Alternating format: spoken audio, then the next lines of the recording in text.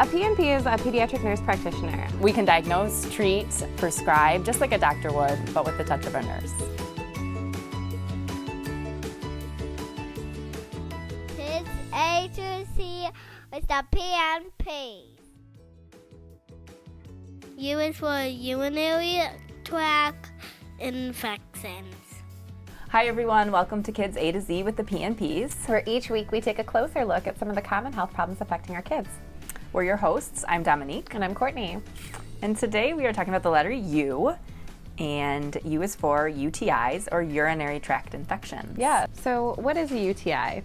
A UTI is a urinary tract infection. They actually can be very common in kids. I think it happens in up to like 8% of girls and 2% of boys by the age of 5. So basically it's when bacteria gets into the urine and it can cause a bladder infection or an infection in the urine in the bladder, and sometimes it can actually travel up to the kidneys and cause a kidney infection. So this happens when bacteria from the child's skin or from poop get into the urine and multiply, creating an infection. So as Courtney was saying, the urinary system consists of the kidneys, the ureters, the bladder, and the urethra. This is the one topic that I like to draw a picture for, so I'm gonna bear with me. Yeah. We're NPs, we're not artists. So I think when we talk about some of these things, it's easier to see it with a picture. So, okay. So here is the urinary tract system. These are our kidneys that go down to our ureter, empty into our bladder, and then out through the body, through the urethra. The kidneys are responsible for taking waste out of the blood and making it into urine, which then comes out of the body. Most urinary tract, can I borrow your picture here?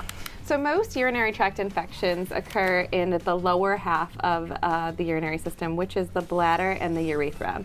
So basically our bacteria comes from the outside environment up through the urethra and then kind of settles in and multiplies inside the bladder. This is called cystitis. This is the most common type of urinary tract infection, a lower urinary tract infection. Symptoms of cystitis are burning when the child pees, frequency of peeing where they feel like they have to pee more often but only a little bit comes out. The urine can be cloudy, foul smelling. Sometimes there can even be a little bit of blood. Your child might be having bedwetting or accidents when they're otherwise potty trained. And sometimes it can be associated with fever. Mm-hmm. And sometimes the more serious infection can actually occur in the upper portion up into like a kidney infection. Yeah, so it travels from the bladder up the ureters and into the kidney and causes a more serious infection. Mm-hmm. And signs of this are, your child feels more sick, having very high fevers, back pain, and sometimes causes vomiting. So how do kids get UTIs? So girls are more likely to get UTIs than boys simply because their urethra is shorter anatomically. So diaper babies are more likely to get UTIs because they're pooping in the diaper, and sometimes the poop can travel up and cause a UTI.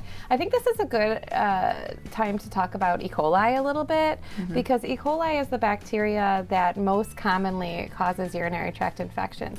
And when we hear E. coli, it's kind of a buzzword on the news because we think about like foodborne illness or like food poisoning, right? But E. coli actually lives in our stool. So if that bacteria travels up into the urine, it can definitely cause a urinary tract infection. That's the most common culprit. Mm-hmm.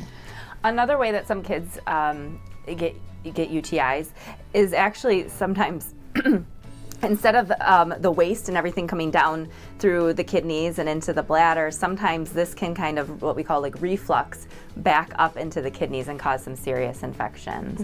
So that is another way that children get urinary tract infection. If your child has had multiple urinary tract infections, your doctor may recommend following up with a nephrologist or a kidney doctor to see if your child has this type of refluxing condition.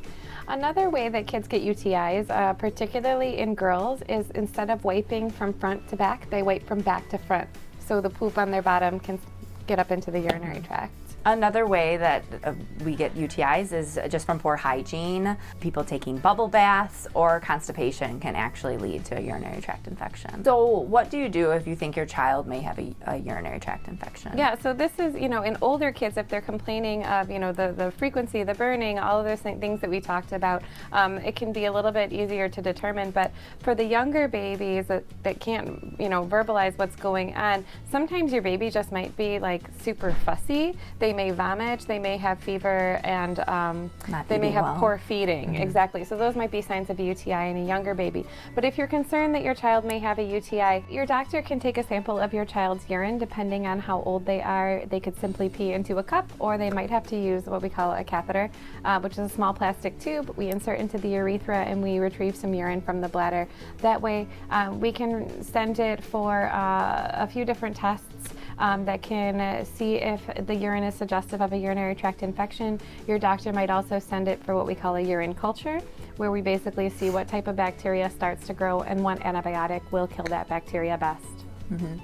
And here it's important to know that these infections are caused by bacteria, so must be treated with an antibiotic. Yes, and they will not get better on their own. Yeah, so depending on the urine results, your doctor will decide what antibiotic is best for your child. Treatment can be anywhere from 3 to 10 days, and your child, after taking the medication, should feel better after 2 days typically, but regardless, you want to make sure that you complete the whole course of antibiotics that was prescribed to you. So what can we do to prevent UTIs from happening in our kids? So drinking lots of fluid, increasing fluid intake. This also, if your child does have a urinary tract infection, helps flush out the bacteria, and also just drinking water prevents constipation, and treating constipation can prevent urinary tract infections. Like we said, teaching our girls to wipe front to back, avoiding bubble baths, and wearing cotton breathable underwear, creates an environment that doesn't harbor bacteria. Yeah, and good overall personal hygiene. Yes. So when should we worry when our child has a UTI? So if your child has had 2 or more urinary tract infections before the age of 5, they should be evaluated by a kidney specialist, so some more testing can be done. If your child is under the age of 6 months and they have fever with a UTI, they may need to be admitted to the hospital for IV antibiotics.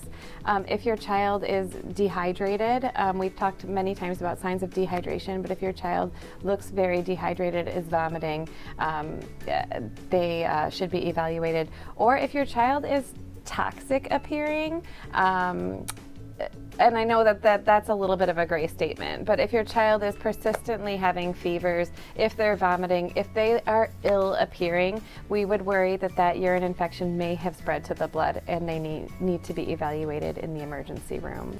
Here at Children's, we have a great team of nephrologists and urologists that deal with these type of kidney problems and urinary tract infections all the time. So you can always call to make an appointment with one of our specialists. And what are we talking about next week? So next week, we're going to talk about the letter V, and V is for vaping and other teenage trends. So in the meantime, give us a like, give us a share, give us a comment. You can always email us at kidsa2z@dmc.org, and we will see you next week. Thanks for watching.